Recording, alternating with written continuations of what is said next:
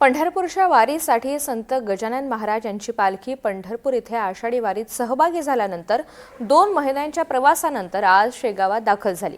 आज शेगावच्या मुख्य मार्गाने नगर परिक्रमा होत पालखी संध्याकाळी 6 वाजता मंदिरामध्ये थाटात दाखल होणार आहे। या संपूर्ण पालखी मार्गातून आढावा घेतलेला आहे आमचे प्रतिनिधी अमोल सराफ यांनी। आषाढी एकादशी करिता पंढरपूर येथे गेलेल्या श्री संत गजानन महाराज यांची पालखी 2 महिन्यानंतर आज स्वगृही म्हणजे संत नगरीमध्ये परत आलेली आहे। मुख्य म्हणजे जो अंतिम टप्पा होता काल खामगाव येथे ही जी पालखी जी मुक्कामी होती 17 किलोमीटरचा हा जो प्रवास जो आहे हा पालखीने आज सकाळी 5 वाजता शेगाव करता सुरू केला आणि या पालखीच्या समवेत जवळपास लाखोच्या संख्येने भाविक ह्या 17 किलोमीटरच्या अंतिम टप्प्याकरता सहभागी झाले होते। आपल्यासोबत काही युवक वर्ग देखील आहे की जे आपल्याला सांगू शकता। आपण पाहू शकता की कुठून आला बेटा तू?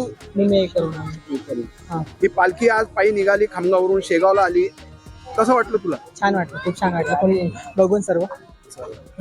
तुम्ही सगळे युवा वर्ग आहे, कसे काय सहभागी झाले, कसं ठरवलं सगळं? त्या आम्ही प्लॅन केला होता पहिले गाडी करून यायचं वगैरे असं तसं।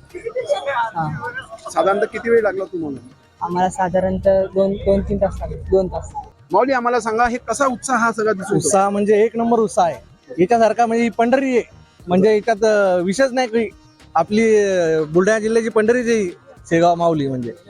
आणि उत्साह म्हणजे भाविक म्हणजे भक्तजन म्हणजे या कोपऱ्यापासून ते त्या कोपऱ्यापर्यंत भक्तच भक्त आहे। तिथं एक प्रकारे हा जो भक्तांचा सागर जो आहे जनसागर जो म्हणावा लागेल की तो खामगाव ते शेगाव हा थेट पालखी मार्गावर संपूर्णपणे आपल्याला इथे दिवसभर आपल्याला आता असं चित्र दिसून येणार आहे। अमोल सराफ, NDTV मराठी, बुलढाणा, शेगाव।